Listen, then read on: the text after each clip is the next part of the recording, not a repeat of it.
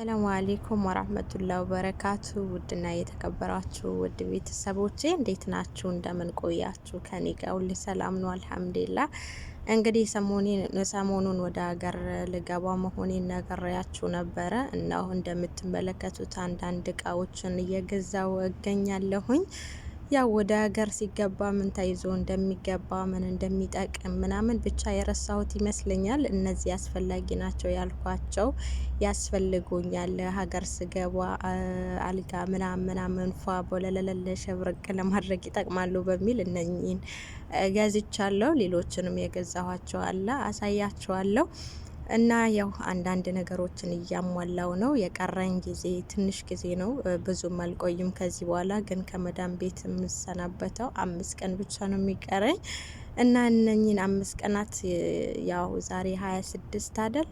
ዛሬ 26 ነው እንደዛ ነገር አይደል? ዛሬ 25 ነው፣ 5 ቀን ማለት ነው። ዛሬ 25 ነው። እንግዲህ 5 ቀን ነው የሚቀረኝ ማለት ነው። አስባችሁታል? ከ5 ቀን በኋላ ከመዳም ስራ ወጣለሁ። ከዛ በኋላ እንግዲህ ወደ ሀገር ጉዞ ወደ ሀገር ማለት ነው። እና እስኪ ሀገር አስፈላጊ ነው የምትሉት ነገር ይዘሹ ብትሄጂ ይጠቅማል የምትሉኝ ነገር ካለ ኮሜንት ላይ አስፍሩልኝ። ማለትም ረሳሁት መሰለኝ። ረጅም አመት ነው። 7 አመት እኮ ቀላል አይደለም።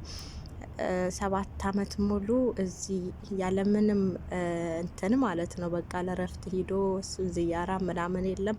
እዚሁ 7 አመት ሙሉ ስጠገረር ቆይቼ እንግዲህ ከ7 አመት በኋላ ወደ ሀገሬ ለመመለስ ጥረት እያደረግኩ ነው። እንደምትመለከቱት አንዳንድ ነገሮችንም እየገዛው ነው። እስኪ ምን ያስፈልጋል? በተለይ ደግሞ በቅርብ ጊዜ የመጣችሁ ሀገር የቆያችሁ የሀገሩን ነገር የምታውቁ አዳዲስ የመጣችሁ አላችሁ አይደል? አስፈላጊ ነው የምትሉት ነገር ካለ እንድትነግሩኝና ይዤ እንድገባ ማለት ነው። እዛ የሚጠቅም ነገር ከዚህ ቀላል የሆነ እዛ ደግሞ በጣም አስፈላጊ የሆነ ነገር ኮሜንት ላይ ያስቀምጡልኝ። ያው የሆነ ፍርሃት የሚላቸው ነገር አለ። ሱብሃንአላህ ለምን እንደሆነ አላቅም። ጊዜው ሲደርስ ደግሞ በዛ ወር በዚህ ወር በዛ አመት መጀመሪያ አካባቢ በዛ አመት ካላስገባለሁ እያልኩ ነበር። ከዛ አመቱ ሲደርስ ደግሞ ቀጣይ አመት እንደዛ እያልኩ አስቆጥሬ 7 አመትን አስቆጠርኩ። በዛ ወር አሁንም በዚህ አመት ደግሞ በዚህ ወር እያልኩኝ እና አመት ሙሉ አስቆጠርኩኝ። አሁን ግን ያው በስተመጨረሻ ወሰንኩኝ። ያው አሁን ደግሞ ለአሰሪም ተናገርን፣ ከሷም ጋር መሹራ አደረግን። አንዳንድ ነገሮች ለኔም የሚያስፈልገኝን ነገር አመቻቸችልኝ። ማለት የሆነ ለወደፊታችን ማለት ነው። ከሷ ጋር በጣም ምርጥ የሆነች ደግ የሆነች አለች አይደል? የሆነ የምታዘን ሴትዮ ናት አሰሪዬ ማለት ነው። እና በጣም ጥሩ ሲበዛ በጣም ጥሩ ወላሂ በጣም ከምላችሁ በላይ እና ያው አንዳንድ ነገሮችን መሹራ አደረግና መድረስ ያለብሽ አለችኝ። ያው እኔም ደግሞ መድረስ ያለብኝ ግዴታ የሆነብኝ ነገር ስላለ በዚህ አመት ቆረጥኩኝ ማለት ነው። አሁን እንግዲህ ያው ለመግባት የተወሰነ ቀናቶች ይቀሩኛል። ከሷ ቤት የምሰናበተው ደግሞ ከ5 ቀን በኋላ ከሷ ቤት ተሰናብቼ እሄዳለሁ። እጃዛ ቤት ደግሞ አንድ የተወሰነ ቀን ቆያለሁ። ከዛ በኋላ ወደ ሀገሬ አመራለሁ ማለት ነው። እና አላህ በሰላም እንዲያስገባኝ ከቤተሰቦቼ እንዲቀላቅልኝ ዱአ አድርጉልኝ። ሌላኛው ደግሞ ቅድም እንዳልኳችሁ አስፈላጊ የሆኑ ነገሮች ራስቻቸዋለሁ። 7 አመት ቀላል ጊዜ አይደለም።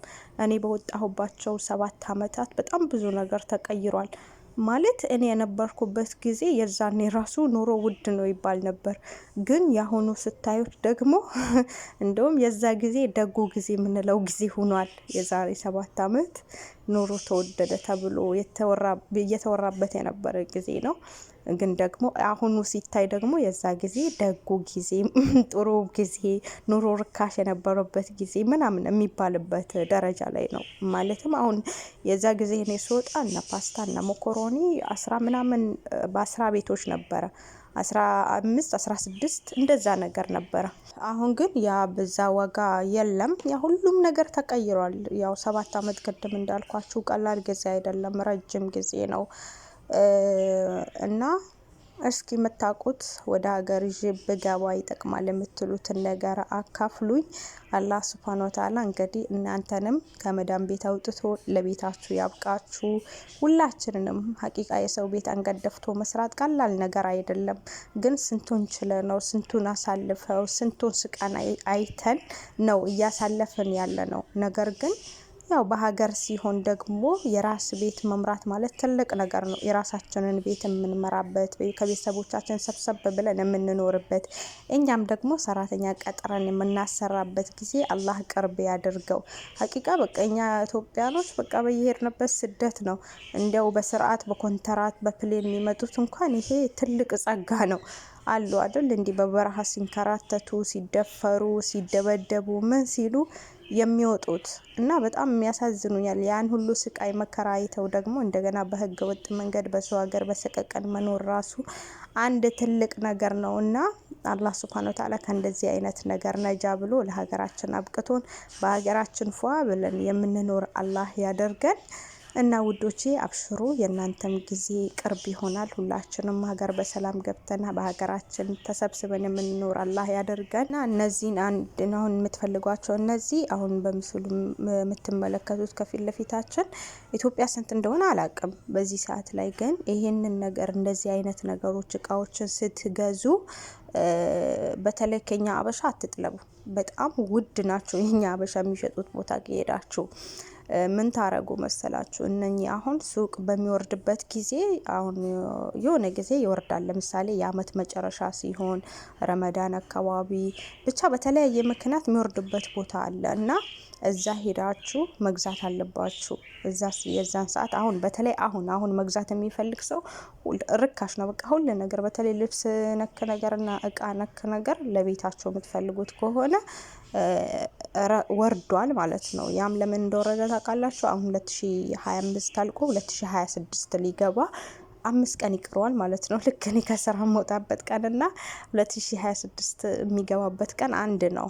ያው ስራ ለቅቄ የምወጣበት ቀን ማለት ነው እና በዛ ሰዓት ደግሞ አሁን ከ27 ጀምሮ ደግሞ እስከ 30 ያለው በኃይለኛው በቃ የፈለጋችሁትን ነገር ሳኡዲ ላይ ሌሎች ሀገራትን አላቅም፣ ሌሎች ሀገራትም ሊኖር ይችላል እንደዚህ የአመቱ መጨረሻ የፈረንጆች የአመቱ መጨረሻ የአመቱን እቃ ያጣራሉ ማለት ነው፣ ይሸጣሉ።